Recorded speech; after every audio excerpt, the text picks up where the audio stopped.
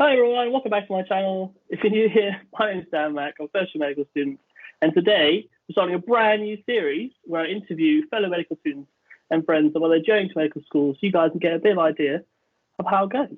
So today our first guest is Teddy. Hi, my name's Teddy. I'm a final year medical student at the University of Nottingham, the same one as Dan, and I sometimes do some stuff on the internet. I have a YouTube channel called Teddy's Corner and an Instagram called Teddy Bear Medic.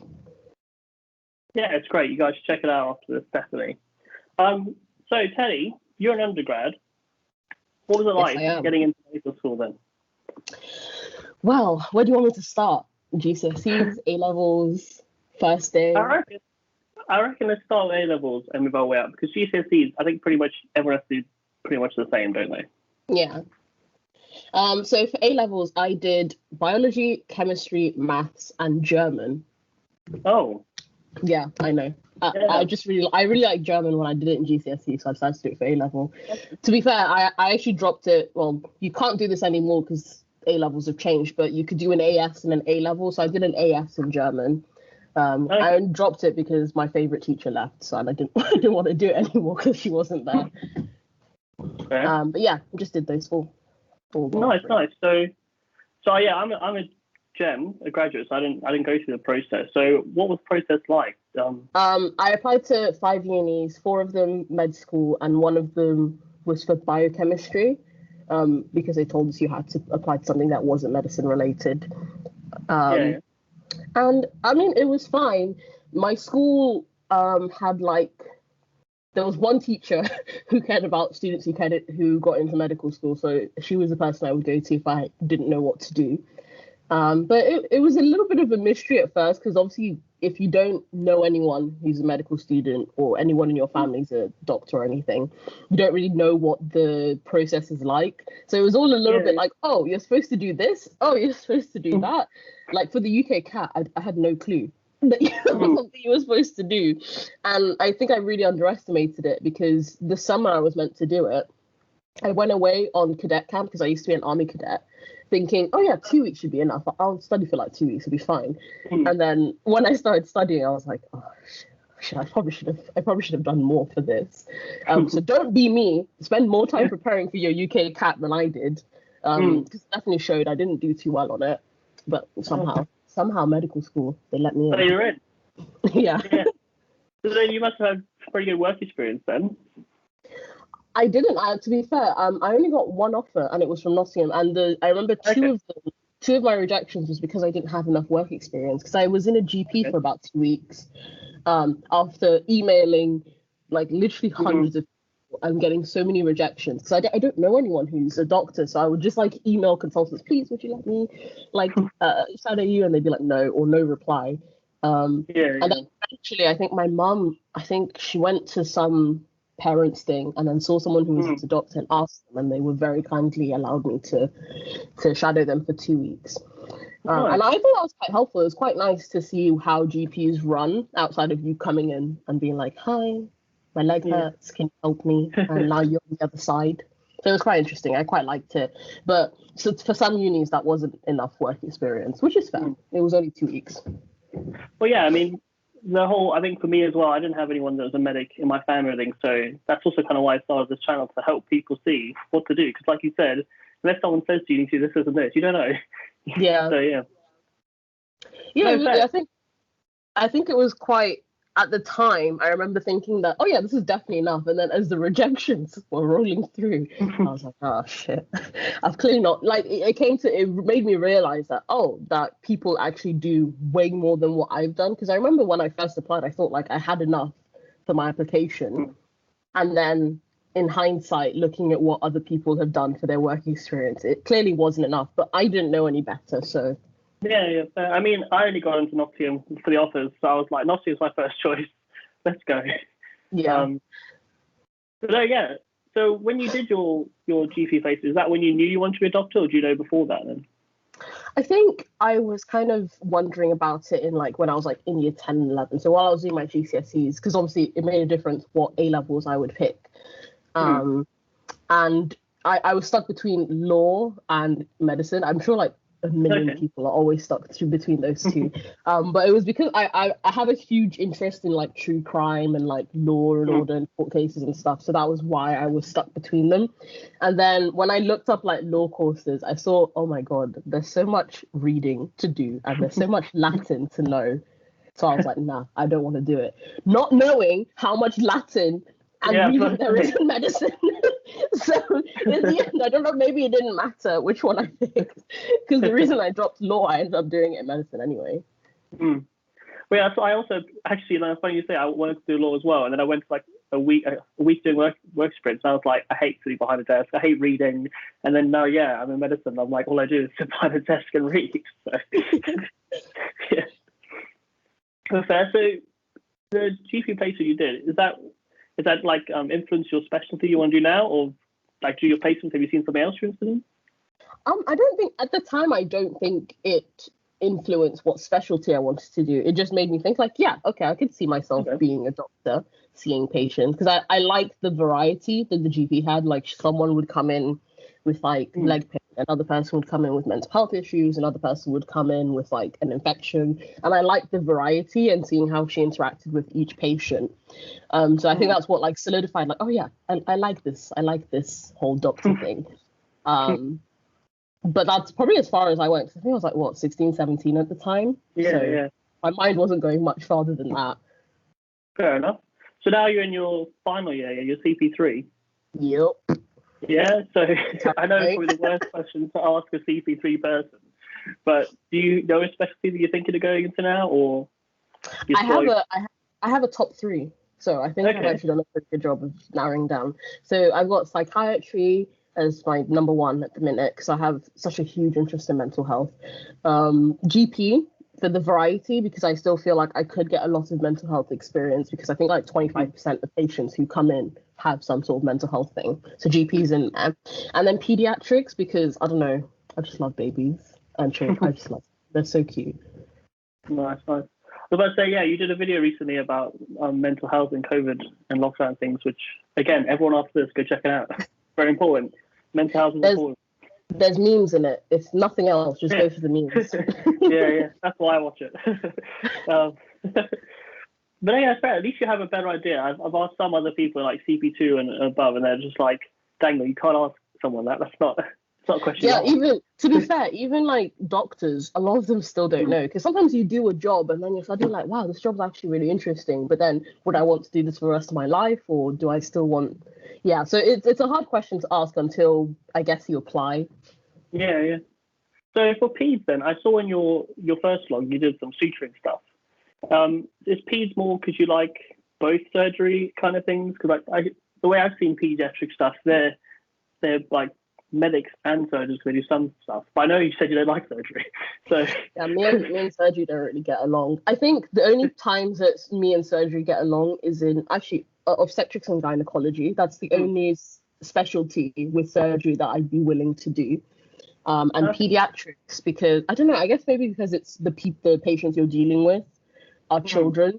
There's that added like, I really want to help them, that the whole my aversion to surgery kind of takes a step aside. But most of the time I'm not really a fan of surgery. I'm just not good at it. Fair. I mean, everyone likes their own things, and fair enough. So I have a question from a follower here, actually. They asked you, how do you keep motivated and power through? Because obviously medical school is not easy. Being a doctor is not easy. How do you power through? I think motivation's a little bit overrated, actually. It comes and goes. Like some days I'm like, yes, medicine, I've got this, like everything's great. And then other days I'm like, I don't want to get out of bed. Can I miss this placement? Do I have to go? And I think it's mostly just discipline and keeping that end goal. And it's much easier for me because the end goal is a month away. So it's like, okay, I'm just going to push on for one more month and then I'm done. But someone who's in like first year, it's like, I've got to push on for 5 more years. But I think the most important thing is to just, one, constantly remind yourself why you're doing it, because your why is what's going to keep you going when motivation's gone out the window and everything else is horrible. And discipline, like having a really good routine that you're willing to stick to. I mean, I'm not saying I'm like the best person to ask about this because my discipline is like Like today I woke up at noon. It's not always that great. But I think like as long as like 80% of the time you're working as you would expect to, I think you can probably get through it. Because medicine's a marathon, it's not a sprint. You don't need to give 110% all the time. Even if you give like 70 to 80% most of the time, you'll be fine. Yeah, fair. I mean, yeah, that's a big point. Like, why are you doing it is important because it's not something you do on a whim, obviously. So I think that's very important.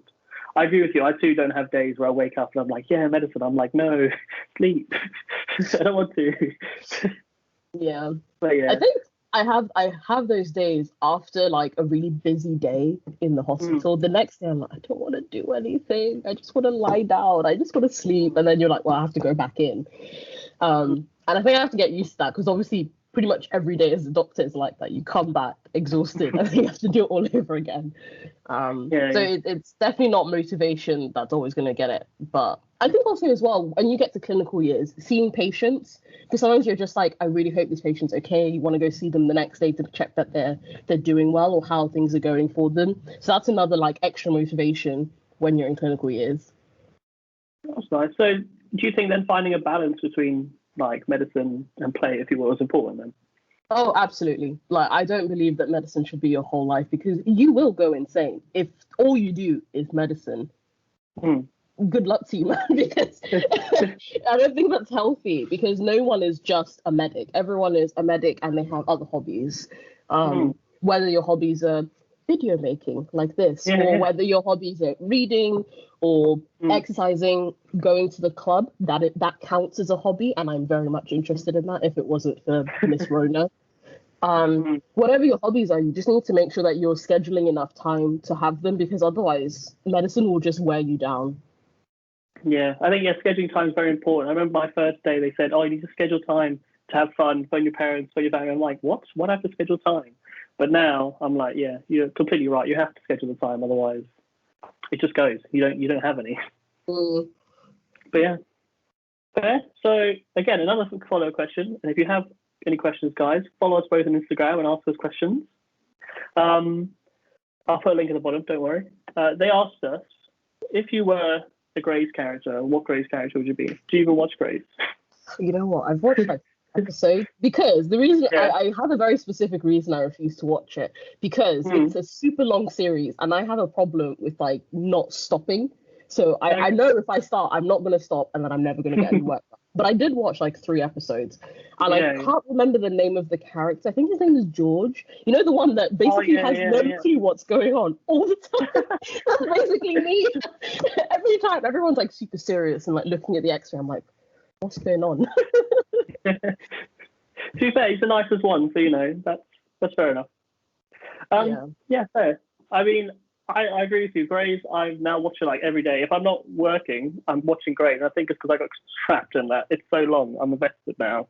Yeah. You know. Fair enough. Well, moving on from that then. What's your favourite moment in med school so far? Ooh, obviously, I think it's actually very definite for me because this is probably the only time I've like cried, like super happy tears, like in it. It was during my obstetrics and gynecology placement. We had our labor week, so we do shifts and we obviously help with the midwives with labor and stuff and help deliver babies. Obviously, that was amazing in itself. I helped deliver probably 6 to 10 babies in that time. But the specific one was there was this particular patient who gave birth.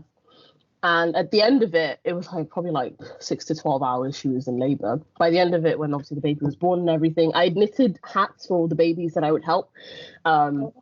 Cringe, but that's so cute. That's really nice. I made hats for all of them, and I gave this hat to the parents, I gave this hat to your baby, and then she decided to name her baby after me, and literally I just burst. That's literally the sweetest thing. I think that's probably that is the best thing. And she let me take a photo with the baby, obviously without their face, but I put it on my Instagram actually because it literally made me cry for ages. Well, that's so cute. I wasn't expecting that. I was expecting I got all my work done, thank you. But that's so nice. No, that was genuine. That was the defining. I was like, yes, I think being a doctor is what I want to do. Because if I get to have moments like this, even if they come once a year, worth it because it was the most amazing thing, honestly. Yeah. Wow, that's amazing. That's amazing. Is that why you wanted more ped stuff as well then? Because you get to have those kind of moments more, I guess.